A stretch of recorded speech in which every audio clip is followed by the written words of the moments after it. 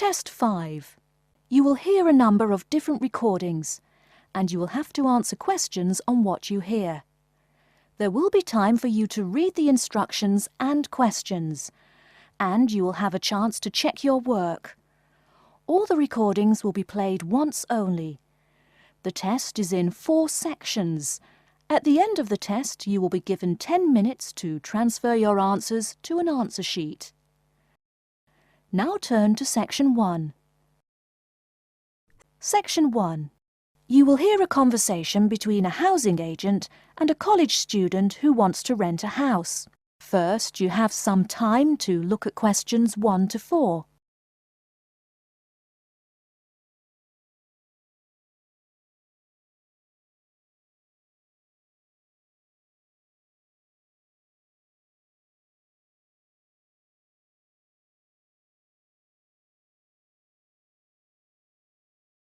You will see that there is an example which has been done for you. On this occasion only, the conversation relating to this will be played first. Good afternoon and welcome to Habitat Hunters. You must be Joseph. Yes, that's right. You said on the phone that I could come by at 2 o'clock. Sorry, I'm a little early. No problem at all. In Calgary's market, you have to move fast if you want a good apartment. Actually, I'd settle for almost anything. I've been here 10 days and the hotel is ruining me. My father has me on a strict budget. Sit right down here now, sir. Let's talk a little about the places before we go have a look.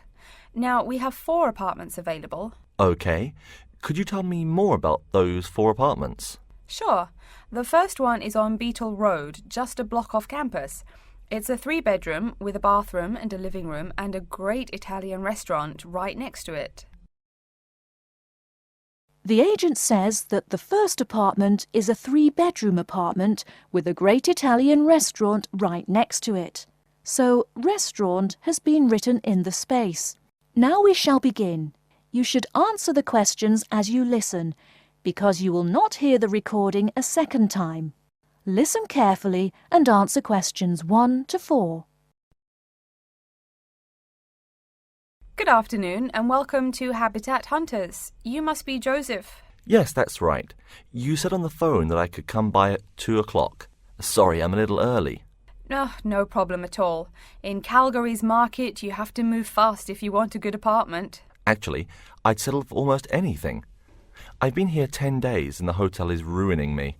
My father has me on a strict budget. Sit right down here now, sir. Let's talk a little about the places before we go have a look. Now, we have 4 apartments available. Okay. Could you tell me more about those 4 apartments? Sure. The first one is on Beetle Road, just a block off campus.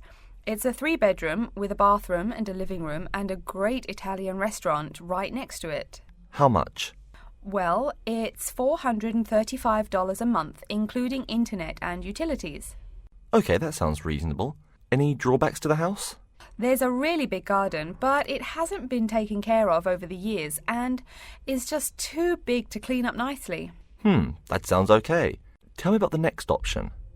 The other 3-bedroom apartment is on Oakington Avenue on campus.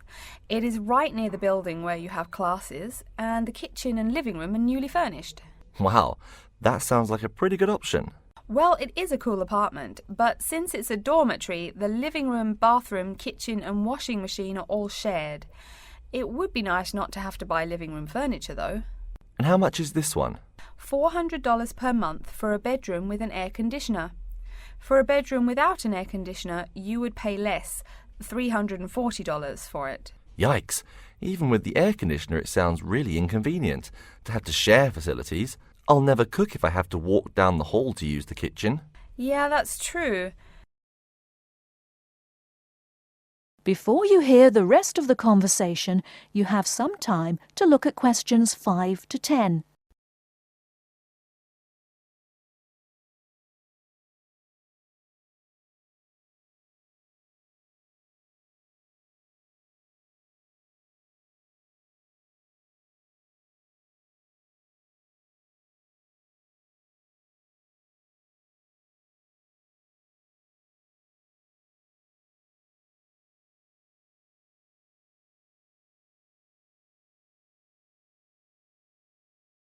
Now listen and answer questions 5 to 10. Anyway, the next place is a 2-bedroom on Mead Street. Oh, I like Mead Street. That's off campus, right? Yep, it's pretty cool, but it only has 2 bedrooms plus a living room and a study. But I want to live together with my 2 friends. So you could make the study into a small bedroom if you end up living with them. Also, we guys will want a TV and DVD player since we're all so much into movies. Well, this place has a great TV and VCR, but no DVD player. No DVD? That's so weird. Are any other facilities provided? As you said, weird enough, it also comes with a wash basin. Is there a washing machine? I think we need that more than just a wash basin. I'm afraid there's no washing machine in the apartment. Wow, that's so old-fashioned. Maybe it's not the best choice for 3 college guys. How much is it? Well, it's $600 per month, but of course it would be cheaper if you made it into 3 bedrooms instead of 2. Where is the apartment located? It's 2500 Mead Street, where there are a lot of bars. It would be affordable, but it would get pretty noisy. And that sounds really expensive for an old place in a noisy area. How about the last place? This one's on campus in the Devon Close complex. It's a 1-bedroom, so it will be a little quieter than the Mead Street place. 1 bedroom, huh?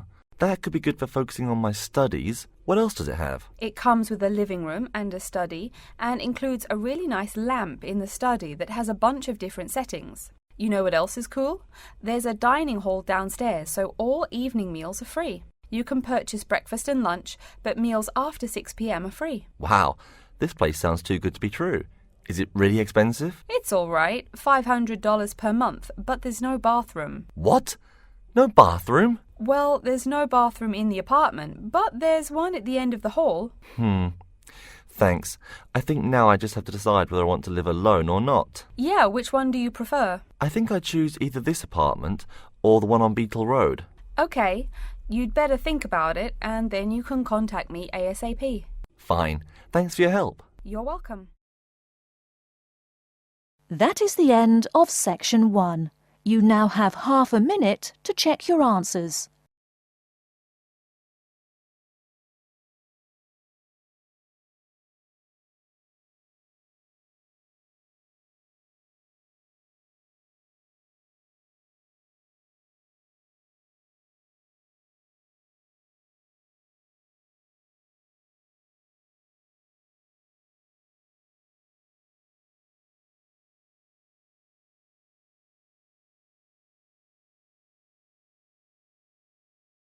Now turn to section 2.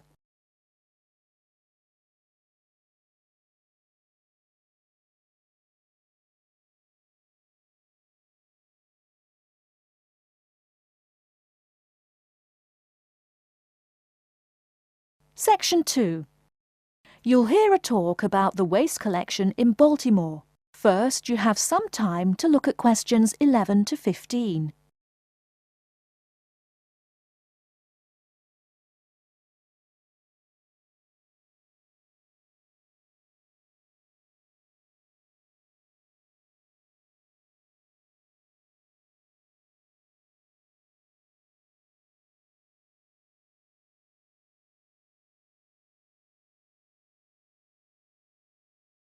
Now, listen carefully and answer questions 11 to 15.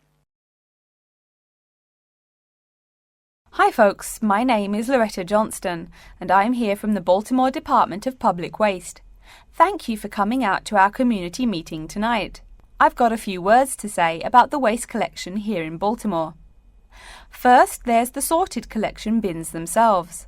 They're made of sturdy, solid material, so none of your trash can seep out or puncture the bin. Also, since these things sit out on the curb overnight, rain or shine, they have to be waterproof. We can't have water getting up in it and filling up the bin. Remember to pay attention to which bin is which and sort your waste accordingly. You should have a blue or green bin for recyclable garbage, a yellow bin for unrecyclable garbage, and a red bin for toxic waste. Our citywide waste management is divided into 2 services. The first is commercial waste collection, or trash collection from buildings. The majority of building waste is paper, which goes in the blue or green bins. You'll notice in your office buildings there are signs that warn you not to overfill these bins. All that paper adds up, and an overflowing bin is infinitely harder for collectors to carry to the truck and empty. Aside from paper, another large source of building waste is metals. Metals such as tin and aluminium can be put in the yellow recycle bins, but metals like lead and copper should be disposed of in the red bins. These heavy metals are harmful to the environment and exacerbate our city's existing pollution problem. That's about all the information you need for building waste. Moving on to the second service, household waste collection is probably what you primarily think of when you think of what we do here. Many of the same guidelines apply, the sorting is the same, etc. Please remember to keep garbage like kitchen waste in a plastic bag. It makes collection easier and lessens the abominable rotten trash smell. Before you hear the rest of the talk, you have some time to look at questions 16 to 20.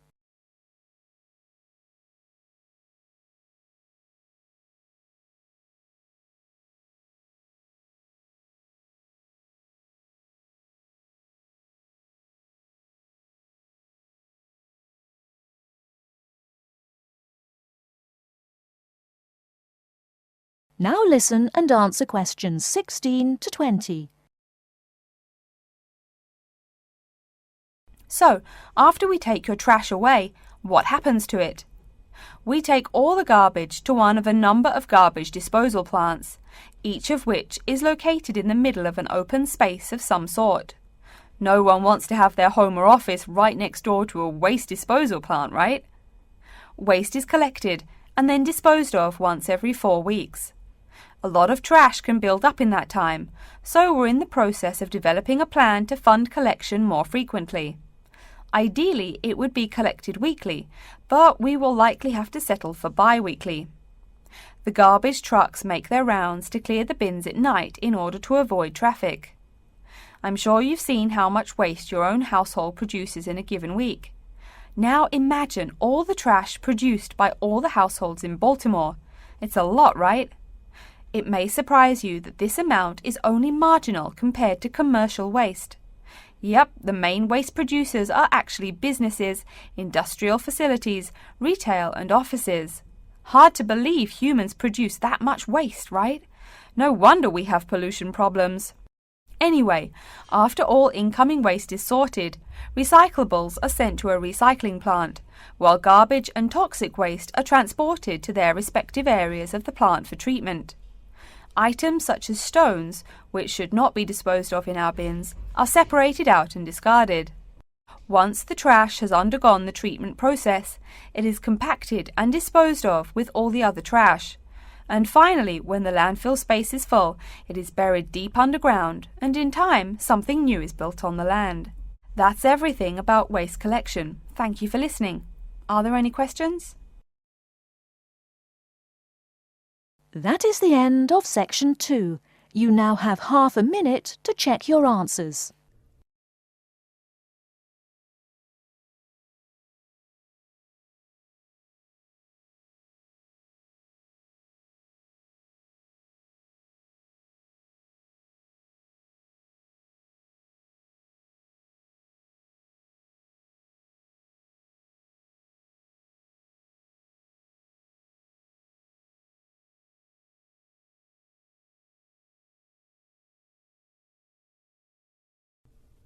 Now turn to section 3.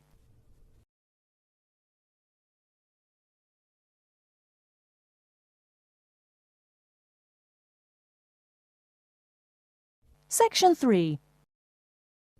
You will hear a student called Julie talking to her classmate named Ricky about a new essay that Professor Johnson assigned. First, you have some time to look at questions 21 to 24.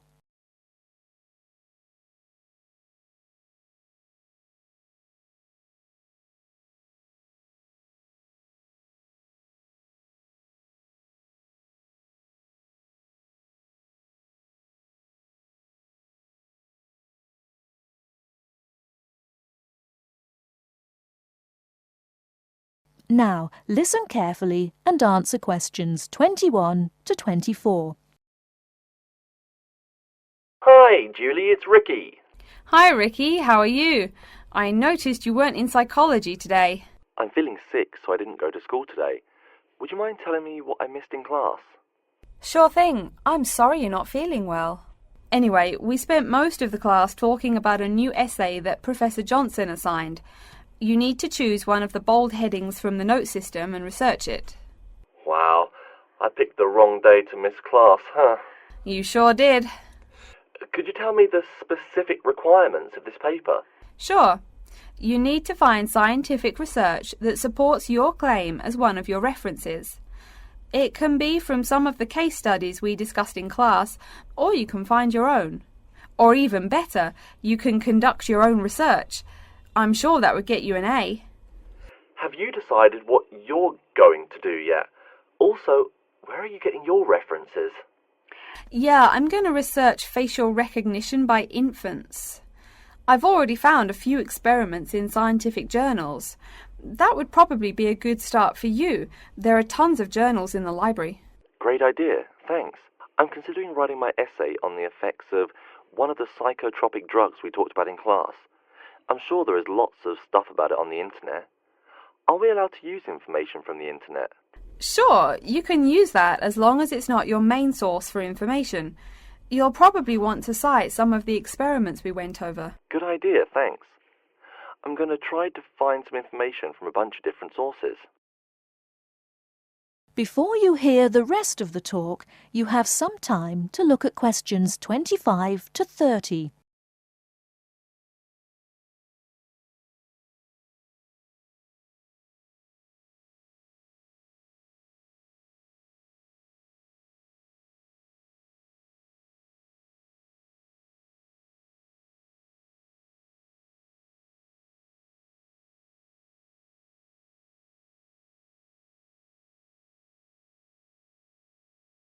Now listen and answer questions 25 to 30.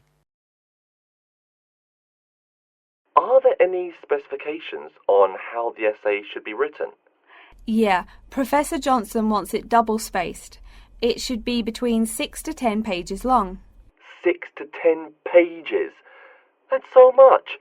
Oh, it's going to take forever. I know, the whole class groaned when he said that. Anyway, you also need to put the title in italics and... Wait, each section heading or just the main heading? Only the main heading should be in italics. I think section titles are supposed to be in the same format, but maybe in bold. You'll have to check that in class next time. Oh, okay. So I take it that the report has to be typed, since there are so many requirements. What are the other formatting requirements? Yep, it's got to be typed. Aside from that, there are still a few more specifications. You should number each page. Make sure it goes up in the top right corner. Okay, I'll make sure to write that down. I always forget to number the pages. Do we need to title and date each page too? You need the shortened title on every page, but no need to include the date. That should just be on the cover page. Okay, thanks. No problem. Also, make sure the margins are 3.25 pixels wide. What? I'm not even sure how to do that. Oh, it's okay, I can show you. It's really easy. I think that's all the directions he gave us. A lot of formatting requirements, but we have the freedom to research many things that we like, so that's good. Oh, I almost forgot. Remember to put down your ID number on your report. Thanks so much for your help. I'll see you in class Monday. No problem. Glad I could help. See you later. That is the end of section 3. You now have half a minute to check your answers.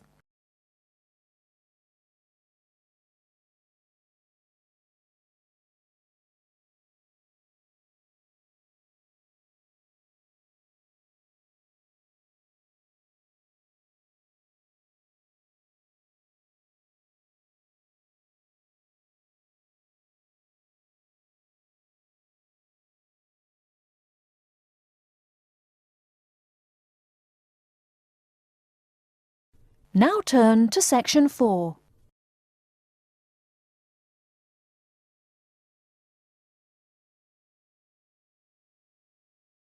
Section 4. You will hear a lecture on environmental science. First, you have some time to look at questions 31 to 40.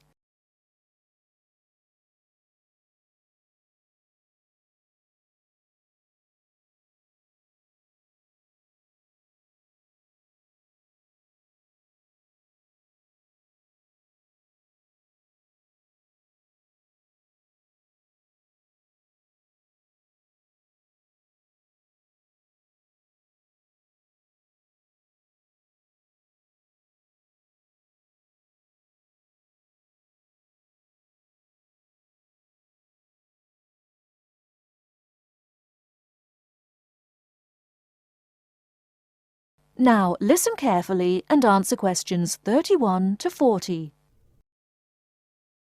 Good morning and welcome to yet another lecture in environmental science. I don't think I'm telling you a secret when I mention that water is a big worry here in Australia. The stuff is scarce. Perhaps that's why we drink so much beer, eh? Seriously though, a safe and reliable source of water is one of the great concerns of people everywhere. Moreover, as the world population grows, the pressure on existing water supplies grows greater and greater. Think about it. Our economic system demands that there be more and more consumers. The growing number of people has been tied to climate change, including droughts. So more people means less water. But our economic system demands a high birth rate. Forget about oil. Soon enough you will see wars for water. Mark my words. But today I'm going to confine my remarks to Australia. As noted already, here down under the water supply is extremely scarce. The only drier continent is Antarctica, and remember, no one really lives there anyway. Moreover, in recent years, the wind patterns have changed. Rain that used to fall on the country now falls out to sea hundreds of miles to the south. Now, when I speak of people needing water, most of you probably think of drinking.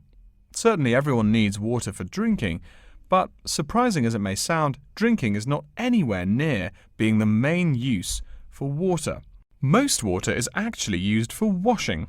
When you take a shower, you probably use well over 100 litres of water. Every time you flush your toilet, that's about 8 litres, but most people drink no more than 2 litres or so per day. So, where to get water? It could be obtained from rainwater. But often rainfall consists of other harmful pollutants that evaporated with the water. In fact, acid rain, an intense example of this, causes harmful effects on the wildlife of the habitat on which it falls. Water from underground could also be used, though it is more difficult to contain and often must go through an extensive cleansing process. The purest water is found in rivers, creeks, lakes and dams. And, sad to say, Australia has precious few of these. Really, how many of your hometowns have rivers? Year-round rivers, I mean. The soil tends to be sandy, so water soaks into the ground. Many places are rocky too, so 87% of the rainfall is lost to evaporation. That's almost twice the evaporation rate in my native Canada. Speaking of rain, we already heard how rainfall is diminishing here in Oceania. The quantity itself isn't the only problem either. Going back to the problems with obtaining rainwater, a further problem is that rain is a useful source of water only if air pollution is fairly mild. Again, you're in a situation where you can't win. You need water where most people live. People tend to build cities where rainfall is adequate, but then modern cities tend to feature polluted air, which renders the rain far less easily usable. Okay, let's take a look at the table here. You'll see it showing the relative pollution of rainfall in the world's cities. The more people, the dirtier the rain. This is becoming a huge concern for people in the West who want their water to be pure and safe. Though reliable drinking water is important everywhere, the concern in the West is reflected in all the government regulations and political campaigns aimed at solving this problem. In contrast, there are not as many demands made on the governments in Asian and African cultures to improve the water, as their focus is on other issues.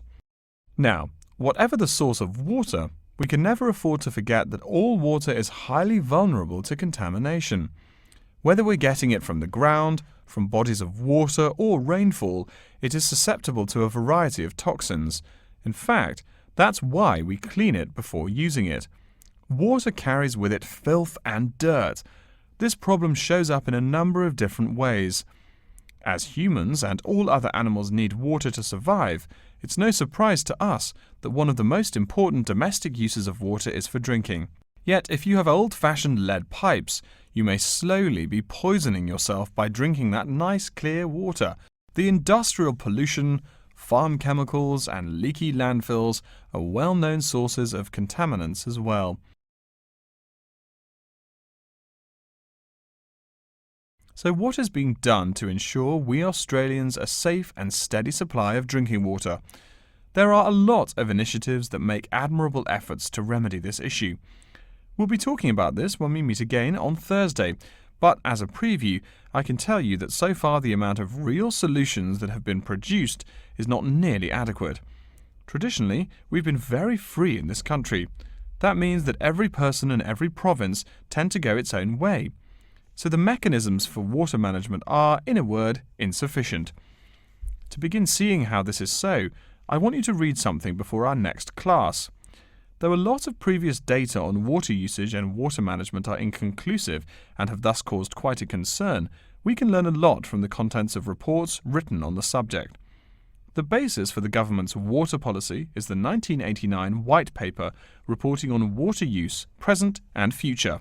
If you compare the numbers offered in the paper with those in the text, you'll find that the report is rather untrustworthy. Truth being told, I'm being too kind when I say that. That is the end of section 4. You now have half a minute to check your answers.